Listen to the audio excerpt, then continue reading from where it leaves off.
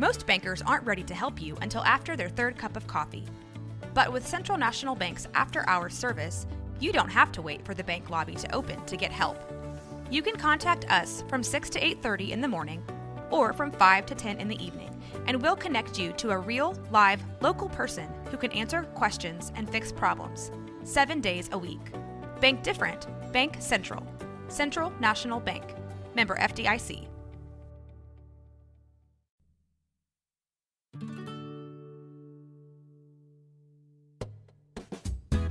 Welcome to Women's Hoops and Talks, the What podcast, where we are elevating the voice of women in basketball. I'm Tara. And I'm Cassidy. Thank you so much for listening today. We have a fabulous guest joining us today. We are going to get to know one of the newest writers at Blazers Edge. Welcome to the What podcast, Lindsay Hostetler. I'm glad to be here. Can't wait to learn more about you and everything about why you love basketball and all that good stuff. But before we get into it, want to just remind everybody that they can follow the Hoops and Talks podcast on Twitter at Hoops and Talks. And you can subscribe to the show in the Blazers Edge podcast feed on whatever platform you use to get your podcast. But now let's turn to the really important thing, is getting to know Lindsay. First thing I want to know about you, Lindsay, we're recording this on Monday night, and the Blazers played a game against the Cavaliers. The first half and the fourth quarter were worth watching. The third quarter was difficult. So my question for both of you, but let's start with you, Lindsay, is do you have a coping mechanism when you are watching basketball games and things are not going well? My main coping mechanism is turning to Twitter and seeing what other people are talking about so that I can feel like part of a community. And that actually, is a huge part of why I'm a Blazers fan, is because of that community. Awesome. How about you? How about you, Cassidy? Depending on the level of how bad it is going, there is the basic Twitter level, then there's the ice cream level. And then there's the screaming at my TV and hoping my neighbors don't call the cops level. So 3 levels. Yeah. Mine go, I stress eat, unfortunately, which I know is like super unhealthy. And tonight I stood like in front of my refrigerator with the door open and just ate like a slice of pie right out of the pie tin. And I was like, this is terrible. But I also turn to Twitter, and then often I also turn to Emergency Kittens, which is a Twitter account, which just tweets pictures of really cute kittens. And so tonight was one of those nights where I was heavily into both sugar and kittens. But we made it through. We did make it through, thankfully. Yeah, that's not a team you want to lose to. No, not at all. Oh, geez. Well, this is going to come out a few weeks later, so hopefully the Blazers, or a few days later, so hopefully the Blazers will have at least one more win under their belt, and we can just forget about what happened on Monday night. So let's turn now to getting to know more about you, Lindsay. How about, can you start off by telling us a little bit about yourself and how you became how you came to love the Trailblazers? Oh, sure. So I guess it started, I grew up a Sonics fan, if I'm honest. I grew up in the Washington era. As you know, Tara, I grew up north of Seattle. And, I moved to Oregon when I was 13, and I held on to that Sonics love for a long time. Do you remember when you first started watching the Sonics? I was a very small child. My dad played basketball in college, and so I grew up watching basketball, playing basketball, and the Sonics were my one true love for a long time. And even after I moved to Oregon as a teenager, I hung on to that. But then they moved to Oklahoma City, and that was hard. How old were you when they moved? Let's see. I was 26. So, I've been a Sonics fan for a long time. So would it be just like picking at a sore spot if I asked you a little bit about what that was like at that time? No, go ahead. I mean, so it's weird because, Cassidy, correct me if I'm wrong, but, as Portland Trailblazer fans, we were acutely aware that it was happening, and it meant that it would be taking away, one of our closest, or taking away the closest rival to the Portland Trailblazers. But that I wasn't like putting my head in your head thinking about what it must actually feel Mhm. like. So, like, what was that like? It just felt like this allegiance that I'd had all my life evaporated overnight. That something I'd always had as part of my identity, especially moving to Oregon as a teenager and still wearing my Sonics gear to school. It felt like something really important had been taken from me. I got a lot of crap living in Hillsboro from my peers about my decision to stay a Sonics fan, especially as a teenager. And especially, I mean, at the time, the Blazers were coming off, this is the late 90s. The Blazers are coming off that hot early 90s performance. The Sonics went to the finals against the Bulls. Like, there was a lot of tension between Blazers and Sonics fans at that point. And so then to have lived through that and then have my team basically go up in smoke by moving to Oklahoma City, that was hard. So how long did it take you, and what was it like when you decided that you would be all in on the Trailblazers? Or are you all in, or is there always going to be a little part of you So, well, now I'm all in because I've lived here so long. That's a huge part of it. But also Brandon Roy changed my mind and my heart pretty completely. He gave everything he had for the Blazers, and he did it right at the time where I was looking for a new team, and I lived here, and I lived among Blazers fans, and I saw what Rip City was all about because of Brandon Roy.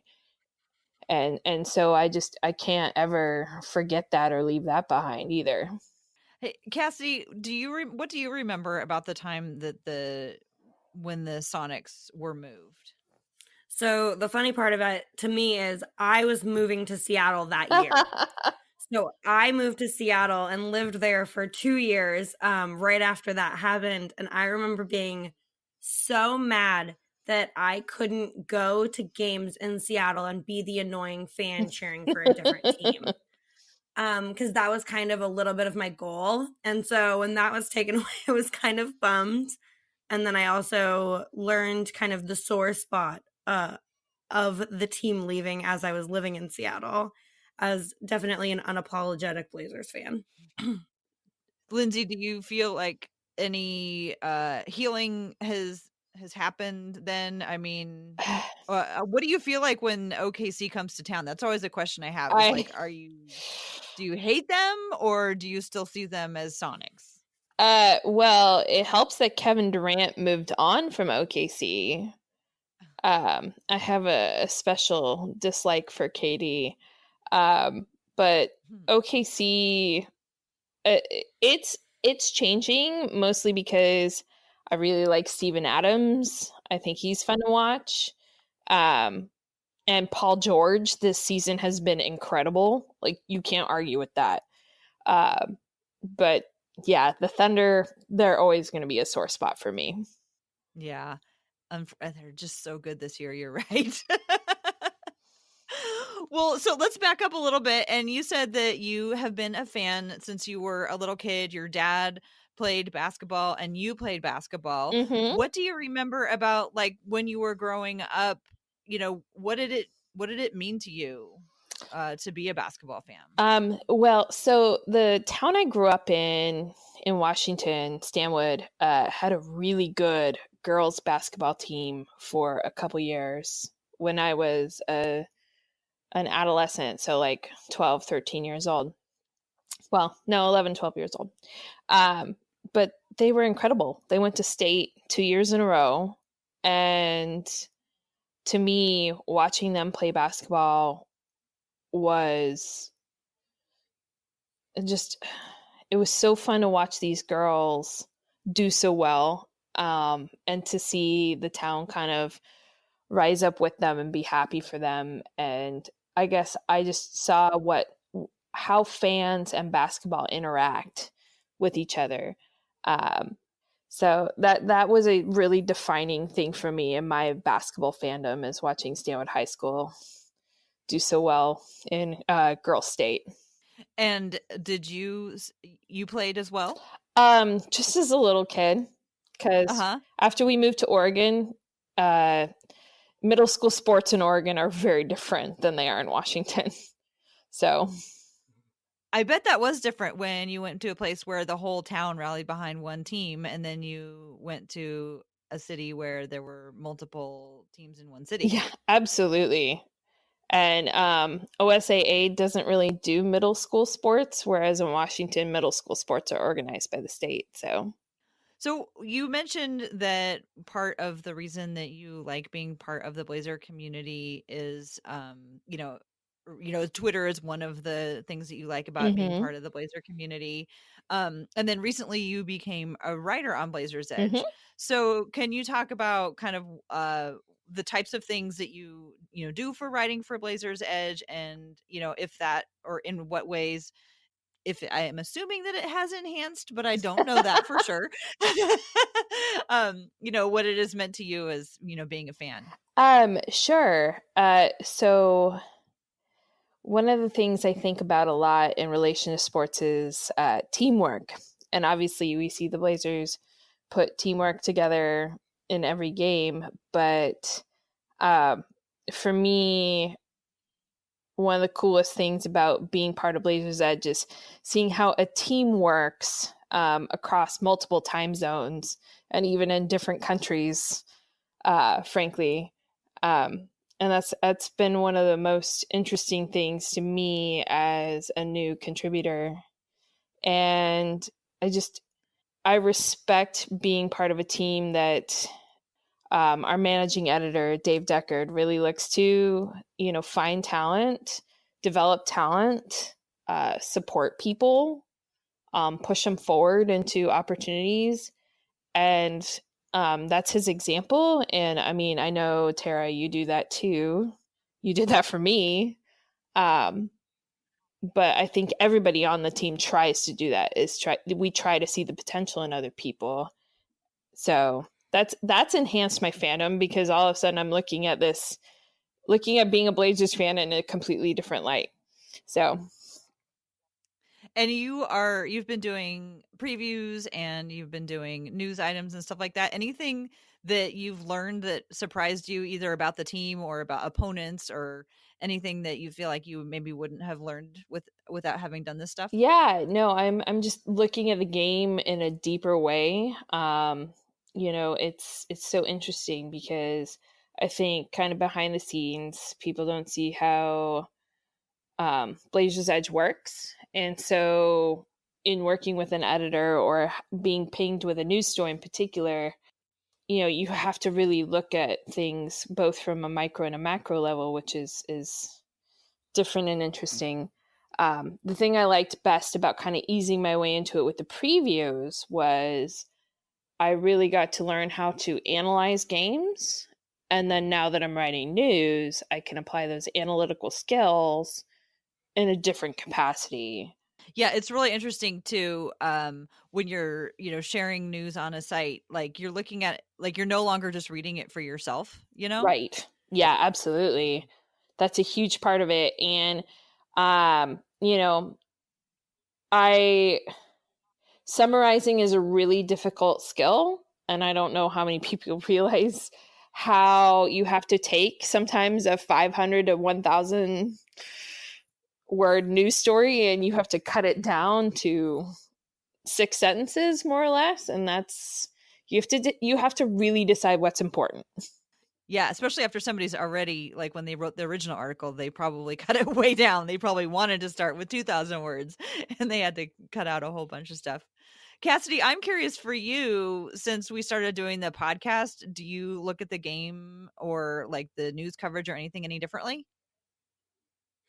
Yeah, I definitely do. I kind of I try to think about things that I think I find interesting versus things that more people are going to find interesting, because I find some really weird elements of the game fascinating, but I'm finding a lot of those weird elements other people actually care about too. Yes. And so it's kind of fun to see that maybe I'm not the only one who's watching, the little tiffs that happen on the sideline, or little tiny celebrations that I love, or the fact that, I feel like Headband Mo is better than non-Headband Headband Mo is definitely Um, better than non-headband Mo. Yeah. Headband Mo is awesome. So I think finding my fellow headband lovers has also been a big part of this for me. That's awesome. So let's transition to the next part of what we were going to talk about. Although I have one last question for you, Lindsay. What is one or what is a favorite Blazer memory of yours? So about 4 years ago now, I got to go to my first Blazers game. And I actually remember it really well because it was really close to Valentine's Day. So it was our Valentine's Day date. And I got to sit courtside. Oh my gosh. How did you get that? That's awesome. So my husband's company has season tickets that employees get to buy. And they're right underneath the Blazer basket in row BB. So you're right there. It's one row back from the floor. Okay, were you afraid someone was going to fall on you? Well, that's just it. That game, Zach Randolph, it was against Memphis. Zach Randolph fell onto the women right in front of us, upset all of their margaritas, which are expensive when you're sitting courtside. And he was so apologetic. I mean, Zebo was so apologetic. It was great. So that's amazing. That is a really good one. Yeah. Cassidy, do you have any favorite? I mean, we've sprinkled in favorite memories here and there. Does that have any that bring any particular like game disaster memories to your or like weird things that happen during games? I have a weird one. So I will say that, and then so like last season, I think it was the game against Toronto, and it was that game where the Blazers only scored 7 points in a quarter, which was like completely miserable. Yeah. But before that happened, before the game started, they were playing Toronto, right? So we're in the Moda Center. They're playing Toronto, and they came out and they played the Canadian national anthem, and then like they just went back to shoot around. And then a little while later, I remember they this. turned the lights down and did the national anthem. And it was like so weird. I That's was like looking weird. around. I was like, does anybody notice what just happened? It was like they didn't weird. know what to do. They just kind of all awkwardly went back to shooting baskets before the national anthem. I just thought that was so strange. And like nobody said a word about it. And I was just like, wait, all the Canadians behind me were just singing the national anthem. And now we're back to looking at it was just so strange. That's one of my weird in-game stories. How about you, Cassidy? You got any weird in arena stories? The flying SUV, the one that drops the envelopes. The saga of that just like crashing I think a few times at this point has been wonderful, because it's just a giant air balloon, but it's so funny that it just like crashed into I think the entrance of an section, and then I remember it kind of like falling into fans before. That's been fun. I'm trying to think of another. Yeah, the night that thing died was amazing, because remember when so like one of the engines went out and then it started to just kind of list, and then they all went out and it just kind of really super gently fell. Like it took a long time, and everybody kind of like put their hands up and caught it, and then they couldn't figure out how to get it out, and so they turned it on its side and they shoved it through the door. So we took a picture of it from the other side of the arena, and that is like one of my favorite pictures ever taken, because it's just like these guys just shoving it through the door. It's So good. You guys did remind me. yeah. I was in the arena for the tic-tac-toe disaster last year. Oh, that was a great one. Yeah. But it's happened so many more It times since has, then. and I can't believe it. And every time it happens, we're just like, what? It's got to be way harder this to game do get than it looks. No, You it's know, if that many tic-tac-toe. people. No, but like you're looking at it Yeah. from a completely different angle. Like we can see from up top easily what's going on, but then like the thing already has like shapes printed on it, and then you have to go and you have to take your thing and put. I don't know. I would completely melt down under the stress of it. I could never do it. I still think it's Yep. tic-tac-toe. I'm with Cassidy. All right. Okay, fine. Well, speaking of none of that, what we were going to talk tonight about, so, you know, All-Star break is over, and so we're in the home stretch, and I was curious about what are some of the different things that you both are going to be watching for the remainder of the season. So, who wants to start? I guess I can kick it off here. I think I'm looking for teamwork for the rest of the season that allows Dame to kind of refresh himself before the playoffs start. I know we're still going to see Dame in Dame form, but I think that there's going to be a lot more games where he kind of takes a step back. And I think we've already seen that in the few games that we've had since the All-Star break, where kind of teamwork makes the dream work. Everybody's contributing. Everybody's got those numbers. And it doesn't mean that Dame has to have that 40-point night or that crazy game. And so I think I'm interested to see how much rest we can give him and then see what the reward is once we hit playoff time. No, it's interesting that you mentioned that, Cassidy, because those are both things that came up during the broadcast tonight, actually. And Dame himself even kind of said, like, his goal for the road trip was managing his energy levels. And I think that's so important because we know when Dame gets tired, opponents go at him even harder because they see it as our weakness. Yeah. So I think the more energy we can allow him to have, the better for us in the long run, for sure. But I also think it's going to be interesting how they manage that.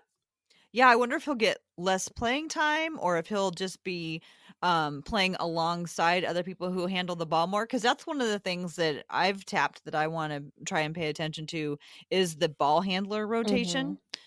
And, you know, are we going to go back to a point where we see Dame and CJ sit at the same time again? You know, right now, Evan Turner is out. So it's really just Dame, CJ, and Seth Curry as primary ball handlers. But when Turner comes back, are they going to give Damian more rest on the court, or is he also going to get more rest off the court? You know, depending on how all the other ball handlers work. What about you, Lindsay? What else are you? No, I think you bring up a great point with the absence of Evan Turner.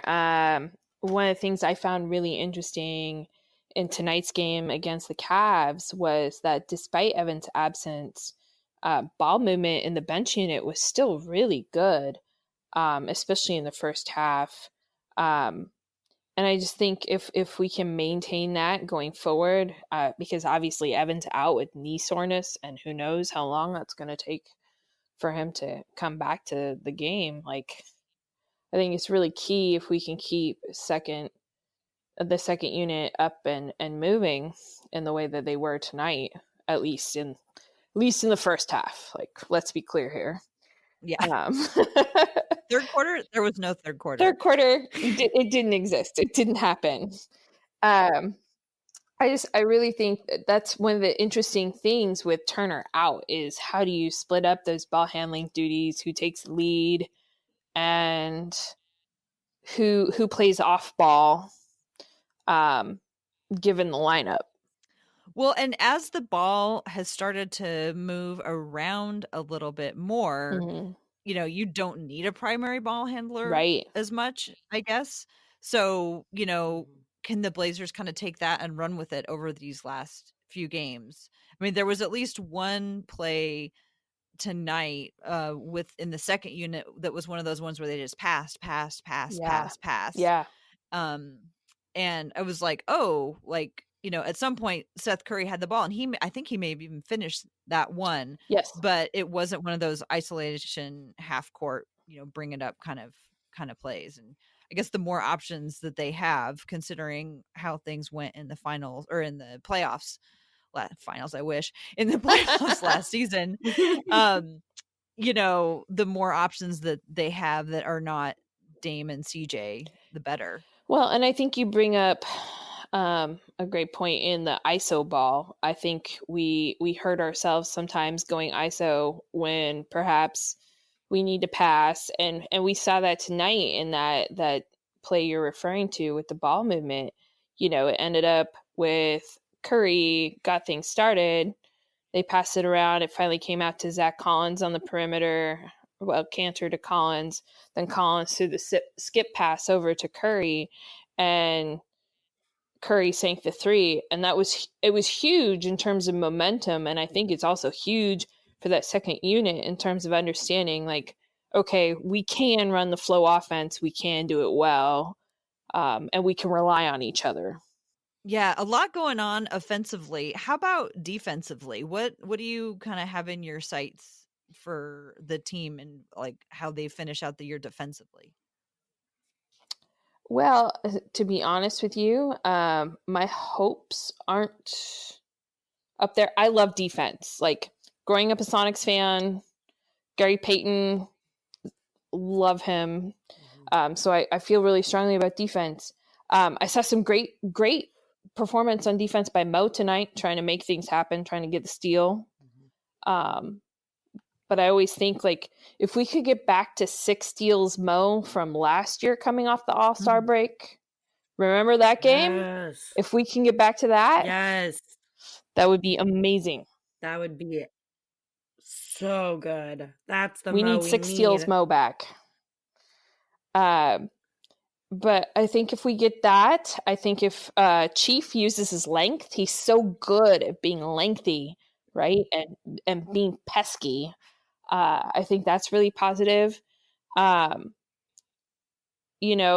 far as the addition of Enes Kanter, he's not really known for his defense, but we have great defensive coaching. So I'm not going to give up hope yet. Yeah, I'm excited to see what happens with him defensively, because I feel like maybe with the right coaching, right, it'll all click and we'll see like the most well-rounded Cantor that the world has ever seen, and it'll be amazing. Yeah, could be. Well, the thing that I'm interested on defense is has to do with Cantor, because I'm curious to see how the Blazers use the bigs. And mostly it's just for my own edification to just practice noticing these things, because frankly offense is easier for me to see, defense is a lot harder for me to see. And I'll only notice and think to pay attention to what happened like right as the other team is scoring. I forget to look at it like up to that point. So one of the things that I want to follow and track is how they play the bigs. And like with Yusuf Nurkic, it's like he's usually either up or he's down, and it's him, and then there's all the other guys are like running around. But how are they going to do the second unit? The second unit tonight, they had it was Cantor, but Zach Collins played with him tonight. Yeah. And so they were kind of both coming up and playing defense. And I just want to pay attention to like where the center is putting themselves in the defensive position, because I'm also curious about, because what I've heard is that changes a lot in the playoffs. And so I'm just going to keep my eyes on that. I don't know. Maybe the two of you have watched more defense than I do. What are some of your thoughts on that? I think in the case of the Blazers, it really comes down to who's mobile, who can close out, who can follow players, who can pick up the switch.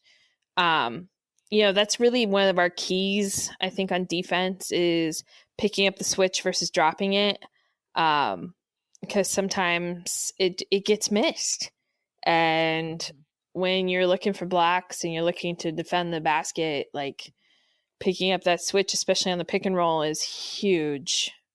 especially when you're working in new players too. Right. I would imagine that. Although I've noticed some like I don't want to get too far ahead of myself, but some basically championship level pointing going on. I was just going to say that you mentioned that on Twitter earlier, and I think that's really valid. That's where we win on defense is we have the ability to communicate. Anything else y'all are going to be watching for from the Blazers? I'm looking for Cantor to pick up more of the offensive sets going forward, because one of the things I know about the flow offense is as players get comfortable, there are more and more wrinkles that come out of it, and it's constantly evolving and changing, which I think is really fun to watch as a spectator. And so as Cantor learns that, I'm really, really really interested to see like what cool things happen because he's learned the offense. Yeah, I think we have exciting basketball in store for us as Blazer For fans sure. this season. Yeah, it really has been fun to watch this second half of the season. I mean, starting like in January and they were really clicking. There was some just straight up fun ball. How about the Warriors game? That Warriors game was great. Oh, that was really fun. Fantastic. A lot of the brawling was a lot of the fun part definitely about that one too. That's the part of this game I love the most. Especially if Zach Collins is involved. Yes. So what are you going to be watching for with the rest of the league? Like any teams that you think may either outperform expectations or may fall off dramatically, or what do you think about that?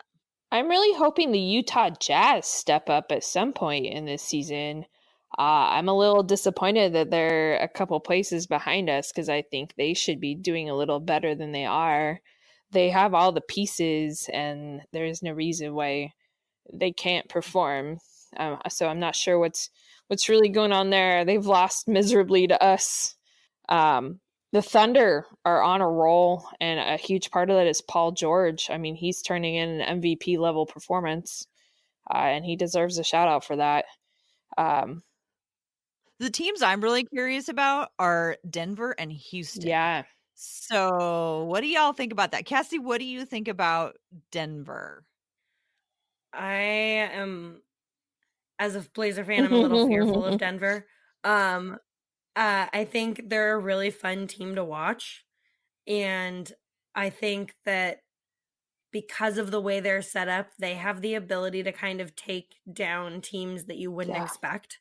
I think having the bigs that they do, having kind of just the way they play doesn't seem like a great matchup for some other teams. And it seems like I would think it would give Houston a lot of, it'd give Houston a headache, I would for sure think. And I haven't gotten to see them play against each other this season, but I got to think that would be an interesting matchup to watch in itself.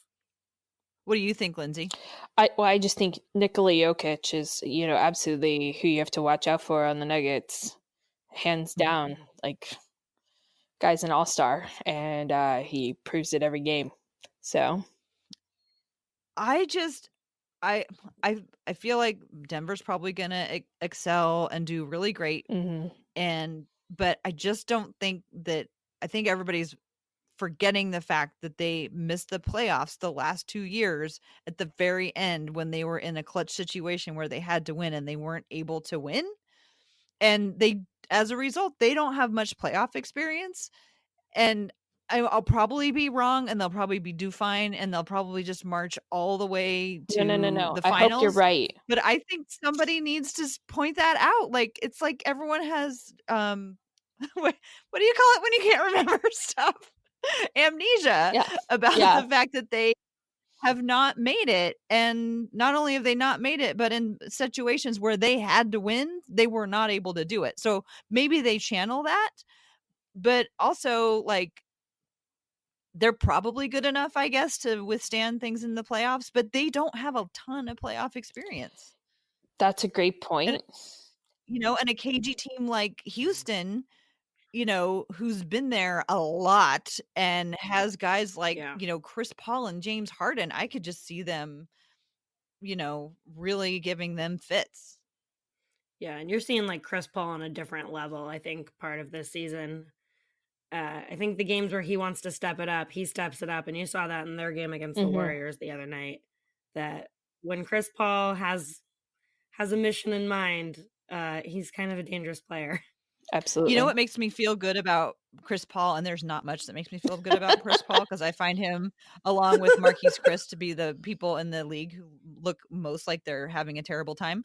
But one of the things that I do appreciate about Chris Paul is how he's able to have an extended career, and it gives me hope that Damian Lillard will be able to enjoy the same sort of extended career, because Chris Paul's not a spring chicken. He's been around a long time, and these point guards, they take a beating every night, but he's been able to do it, and so it makes me feel like Damian could also have a longer career than maybe initially I was thinking he would be able to, given how hard he plays. Yeah, and Damian overall has been healthier in his career than Chris Paul has up to that point, so it'll be really interesting to see that. Yeah, I mean, I'm knocking. I really thought Houston was done earlier this season, though. I was so wrong about that. I completely agree. Yeah. I thought they were done. And I thought, maybe Chris Paul was looking forward to just enjoying his position as the player association president, but they've really made a comeback. So, yeah. One last team I want to ask y'all about, and then let's wrap it up.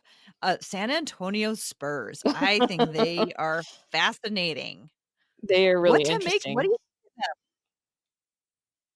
them? I think the bats have cursed them. The curse of the bats. It's over, huh?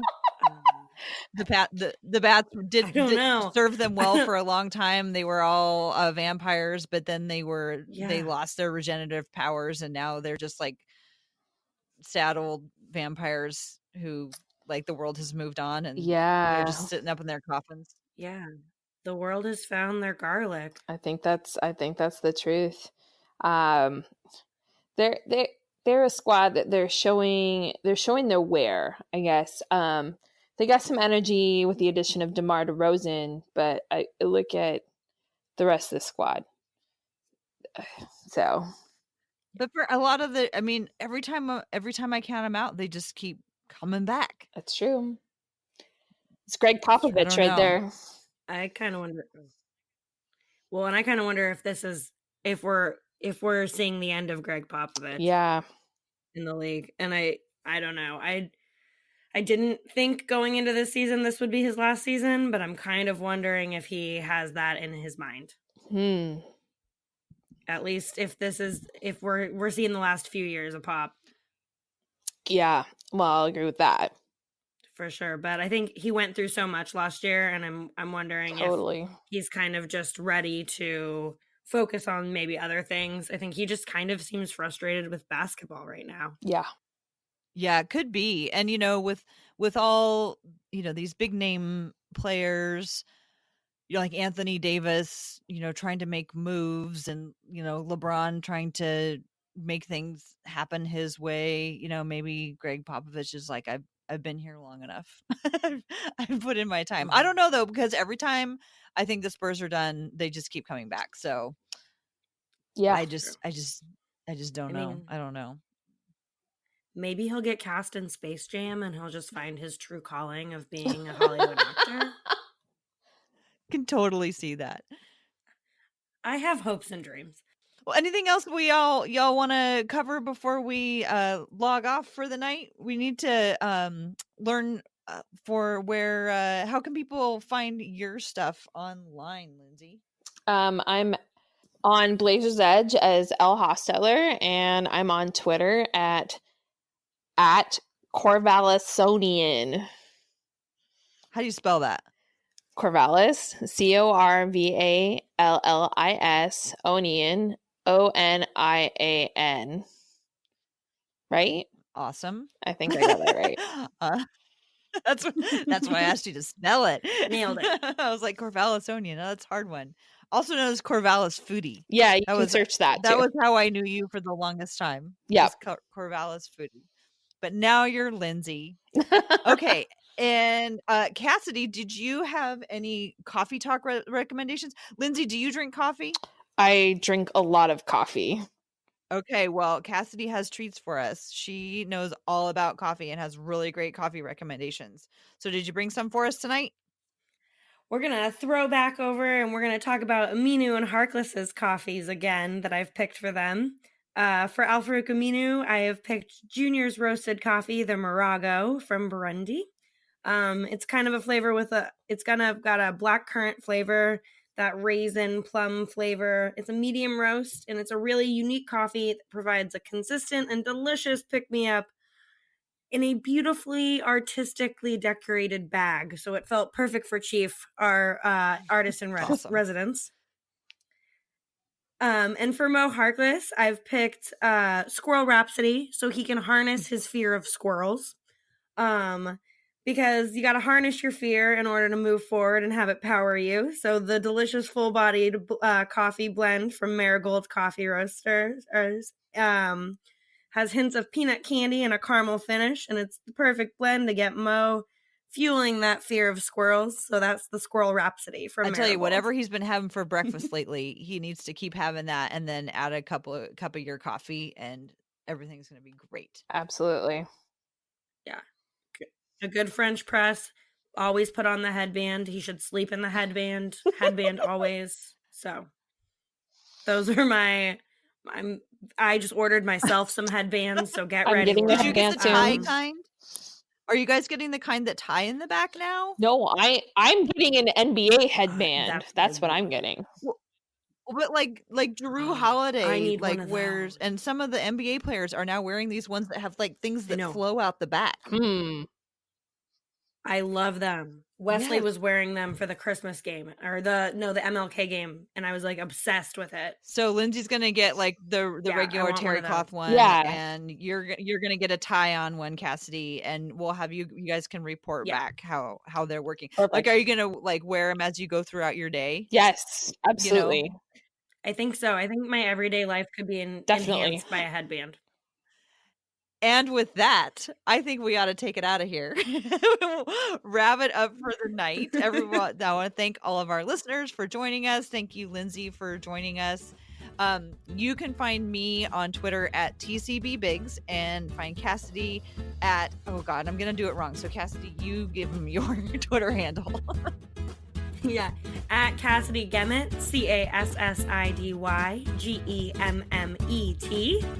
You can also follow the Hoops and Talks podcast at Hoops and Talks, or follow at Blazers Edge.